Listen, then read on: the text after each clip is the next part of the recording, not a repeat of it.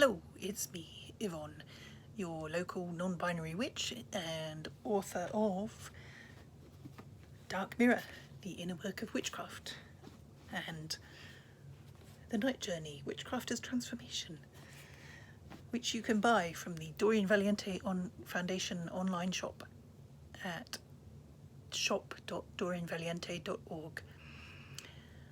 So, I'd like to talk about the concept of self-care,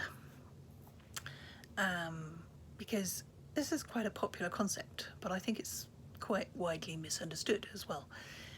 And the concept of self-care was originated by Audre Lorde, who was a black lesbian poet in the 70s and 80s, and definitely recommend reading her work if you're not familiar with it. And she stated that for her, self-care was a radical act of resistance, because as a black woman with cancer who was struggling with the medical system and basically the oppressions of white supremacy and heteronormativity, this is a system that was always trying to put her down as for everything that she was. So in that situation, self-care literally becomes an act of resistance to the capitalist heteropatriarchal hegemony. So I think we need to see and understand self-care in that context in order to get a real picture of what it is. Because, it's all too tempting to go, oh, it's just, kicking back and relaxing in a bath with some nice bubble bath. And obviously it can be that. But it's also about, eating well and exercising and being in right relationship with nature. Because you want to be,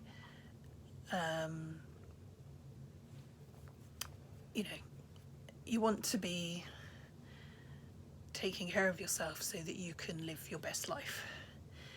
And also, if you're going to resist the capitalist heteropatriarchal ableist bullshit, then clearly you need to be in the best possible state that you can be.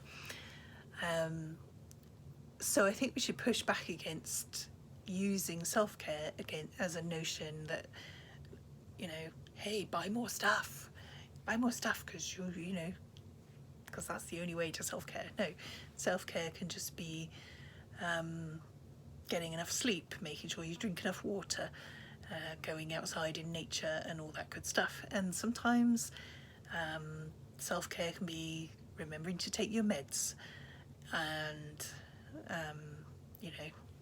spending time with friends. It doesn't have to be something that costs money.